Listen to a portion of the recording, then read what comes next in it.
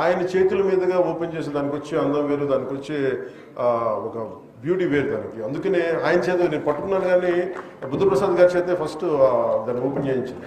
అంటే అలాంటి వ్యక్తులు, తెలుగు భాషకి ఉపయోగపడే వ్యక్తులు కానీ, వారి నాన్నగారు కానీ, వారి కుటుంబంలోనే వారసత్వం ఉంది, తెలుగు భాషకి తెలుగు సంస్కృతికి అండగా నిలబడేవాళ్ళు.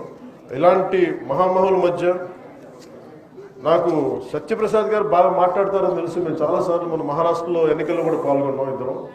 కానీ ఈరోజు ఆయన భాషను ఉపన్యాసం చాలాసార్లు ఇంట్రెస్టింగ్గా, చాలా